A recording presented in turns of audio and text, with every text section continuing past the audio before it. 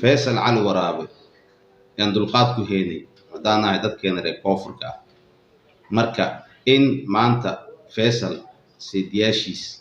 lagu gafo oo laga soo tarxiilo magaalada Laascaanood oo dowladda Soomaaliland ay waxa sameeyso waa arin ugub ah waliba la iska saaro Soomaalinimadii. Assalaamu calaykum waraxmatullaahi wabarakaatuh dhammaan asxaabteena Rawaan Channel kuwa jooga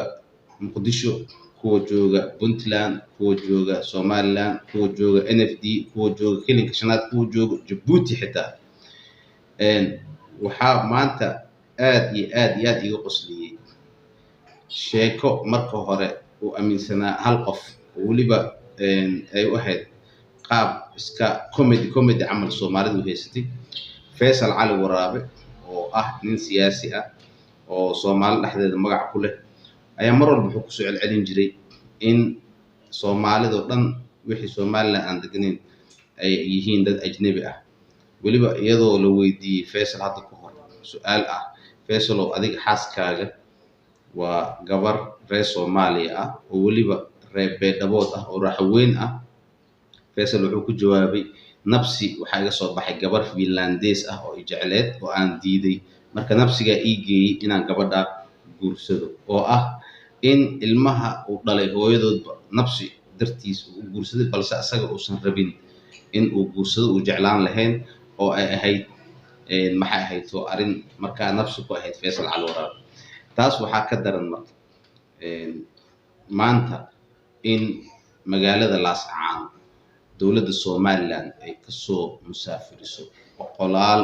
family oo ahaa dadkii magaalada deganaa ee ku ganacsan jiray ee ganacsiga ku haystay haddaba magaalo walba oo adduunka ku taalo dad u dhashay iyo dad aan u dhalan ah ku wada nool dadka magaalada degan ay ku dhashay ee magaalada iska leh waxaa mar walba la degan dad kale oo ka yimid magaalooyin kale oo dalka ka mid ah amaba wadamada dibadaha dadka yimaado oo magaalada ku nool dadka yimaado marka waxay soo kordhiyaan waxyaabaha ugu muhiimsan oo ah isdhexgalka bulshada isdhexgal bulsho waxaa la xadaarada ama ilbaxnimada waxa koow ah la yiri qofka inuu safro uu ka tago magaalo iyo ilaa magaalo kale oo dad dhaqan kale leh ama lahjado kale ku hadla ay degan yihiin amaba inuu qofka inta ka safro dalkiisa uu dal kala tago oo luqadahoodii iyo dhaqankoodii iyo waxa intuu barto marka qofkaas wuxuu noqonayaa qof ilbax ah ilbaxnimada lagu sheegay waa midaas okay qofka yimaado oo magaalada aan deganayn ama dalka ha u dhasho marka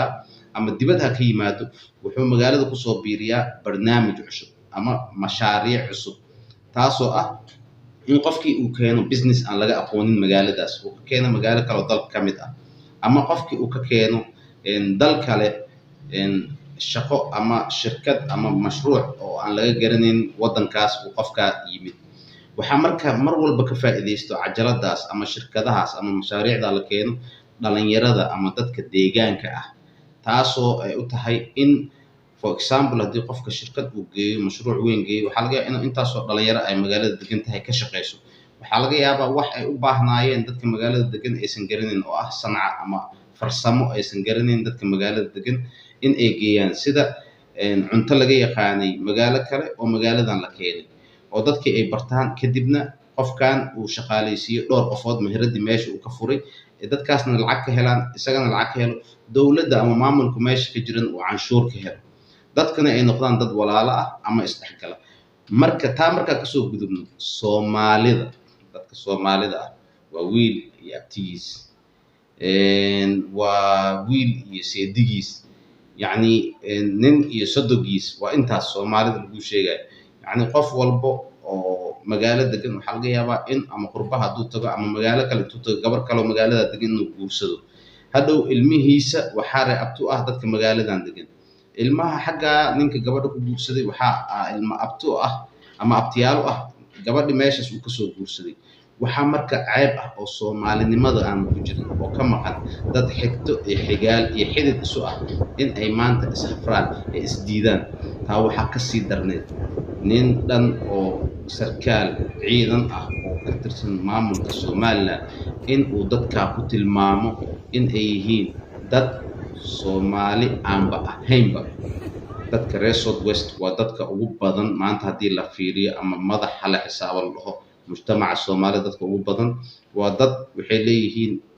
fihim الطالح وفيهم الصالح qof wanaagsan waa laga helayaa qof xun waa laga helayaa dadka degan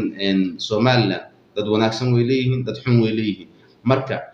ma loo tirin karo xumaan hal qof u geystay in dadkoo dhan ay saameyso taa waxay ceeb ku tahay maamulka meesha joogo iyo sharaf xumo markaas kaga imaanayso bulshada Soomaaliyeed iyo waliba bulshada degan Somaliland oo aan raali ku ahayn xaqiiqada ay tahay in la dhibaateeyo dad Soomaaliyeed waxaan siyaasadda la isku haya balse horta inta arinta u gelin aan isla daawano video yar oo ah sida dadka sida xoolaha dadka karaamay leeyihiin qofku waxa la dhahaa 24 hours magaalada uga bax isbuuc uga bax 4 maalin uga bax 48 saacadood magaalada uga bax qofku marka hadii magaaladaas markaas dhibaato ka soo gaaraysa isaga ka safraayo waxa laga yaabaa qofka aad soo musaafirisay ee gaariga soo saartay ee aad leedahay waxaan geenayaa Baydhabo waxa laga yaabaa Baydhabo hadduu tago in la dilo qofkaas macnaheedu waxa waa qofkaas magangeliye maada siinin choice ah in uu baxo oo magaalo kale oo naftiisa uu ku badbaadiyo uu tago waxa laga yaabaa qofka inuu target yahay bal horta ila daawada videogan yar insha Allah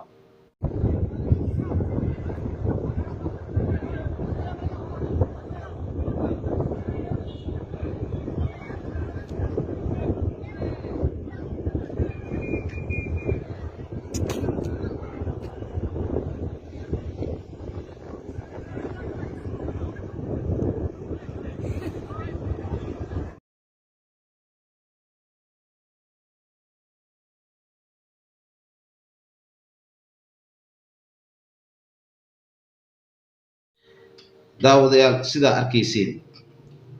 insaanka ama bini aadamka Ilaahay subhanahu wa ta'ala uu karaameeyay karaamadan waa wax aad qaali u ah dignity-ga qofka bini aadamka wax walba ku sameey qofku waa caay kartaa waa darbaaxi kartaa wixii saaxadi kartaa oo xaraan iyadoo ay tahay oo Ilaahay xarintimay maadaama dad islaam aan nahay in qofka walaalka ah inuu ka nabad galo المسلم من سلم المسلمون من لسانه ويده إن قفك مسلم كأو كان بتقله وكان بتقل عرب كا إن هذا وحكي شيء أذن عين أما آدم ماجن أما هذا الحين هذا كله إنه قلبي يسدعوا عاي إن قعنت هذا أتكبد بعد سوء إن هذا دلنا أوجيسن داوعنا أوجيسن حوله يسن قعنت هذا تاجن وحيس هذا قادم فما بالك مركب قفكي وحصودا أديكو لقيا بني كاد عن بني آدم in qofka karaamadiisa aad ku istaagto waxa ugu xun waa adduunka qofka bini aadamkana in la ciilo Ilaahay subhanahu wa ta'ala raali kuma ah laana Ilaahay wuxuu leeyahay wama Allahu bidhallamin lil abid Ilaahay ma aha qof dulmiya Ilaahay ma dulmiya adoomadiisa subhanallah inaan qof dhaho ma ahan laakiin Ilaahay subhanahu wa ta'ala ma dulmiya adoomadiisa marka waati Ilaahay subhanahu wa ta'ala hadiis qudsi uu ku dhahay ya ibadi inni haramtu dhulma ala nafsi waja'altuhu bainakum muharraman fala tadhalamu adoomadeedu waxaan nafteeda ka xarimay dulmiga waxaana ka dhigay adinka dhaxdiina mid xaraam ah marka ha is dulminina qofka walaalka ah ee ka soo qaxay magaalo dhibaato ku qabsatay laana qofka markuu dhib qabsado wuu haajiraa wuu safraa dhib baa qabsaday qofku wuu soo baxay wuxuu maciin biday dad Soomaaliya meeshaas degan magaalada hadaa tagto naftaada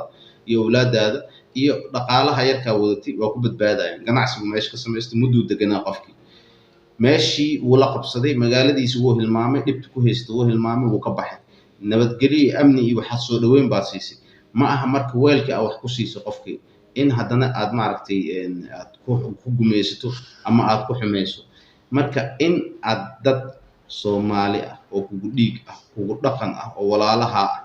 aad inta baabuur badan oo loori ah inta soo safto sida arigi ugu soo rartaa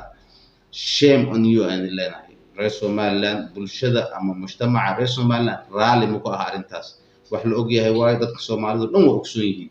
balse siyaasadda nimanka siyaasiyiinta ah maanta maxaa ka soo gali karo waxa maanta ka soo gali karo yee ku xumeena Muuse Biixi madaxweynaha Somaliland iyo ku xumeynaya arintan ah in dad Soomaaliyeed oo maanta magaaladiisa ama wadankii asaga uu maamulayay ama maamulka asaga uu madaxda ka ahaa joogay in uu inta soo tarxiilo uu dhaho Soomaali ma tihiin dal baa leeyihiin u laabta dalna ma aha meesha baawur loo soo raacay dal waxaa la dhahaa midka inta tigid loo soo gooyo dadka diyaarada la soo saaro dal oo la dhahayo ajnabi aad tahay dalkaaga aad u baawur la soo saara loori la isku soo rarayo shame on you aan leenahay Muuse Suudi reer Somaliland shacabkoo dhan raali kuma aha arrintaas wax la ogyahay reer laas caan raali kuma aha arrintaas marka dadkan yaa ku xumeynaysa waa in la ogaado ma ogtahay maxaa ka soo galay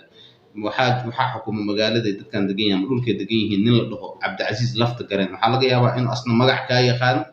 adna magaca ka taqaanid oo sawiradiina social media iska aragteen laakiin weligiin aadan kulmin ama aadan ismaagin ama aadan iscaayin weliba siyaasi weyn oo Somaliland u dhashay oo xisbi weyn kula Somaliland xisbiga u cid ilmihiisa abtiyaashooda nimanka la soo tarxiyay aaw dadnimadii aaw ehelnimadii aaw qaraabanimadii aaw xididkii aaw tolnimadii marka arrintaas maanta dhacday waa arrin aad u fool xun waan ka dhiidhinaynaa waa ka soo horjeednaa ma ahayn inay dhacdo waa arrin ugub ah oo ku dhacday marada ka dhacday maamulka Somaliland marka waxaan idin leenahay arrintaas si ugu dhaqsiyaha badan waa inay Somaliland dowladeeda ay kaga jawaabtaa ugu sareeyo madaxweyne Muuse Biixi Cabdi oo ka hadlaa arrintaas oo uu la xisaabtama haddii isaga arrintaas waxba ka ogeyn waa in uu la xisaabtamaa dadka godka u qoday waxaa laga yaabaa hadduusan wax ka ogeyn xataa in siyaasadiisa isaga lagu dhaawacayo oo la rabo in uusan dib dambe usoo gelin doorasho oo lagu dhabar jebinayo marka waa in arrintaas jawaab degdeg ka bixiyaa annagana haddaan nahay team Rawaan Journal aad aan uga xumaanay dowladda Somaliland marada ka dhacday arrintaasna arrin la soo dhaweyn karo ma aha waan diidnay waxaan idin leenahay marka ilaahay subxaanahu wa tacaala Soomaalida qalbigooda isu dumo dad ehel ah waayo ilaahay is jeclaysiiyo sidoo kale waxaan idin leeyahay channelka subscribe iyo like iyo share intaba isugu dara aad ayay u mahadsantihiin waa Abu Rawaan idin leh habeenka idin wacnaado assalaamu calaykum waraxmatullaahi wabarakaatuh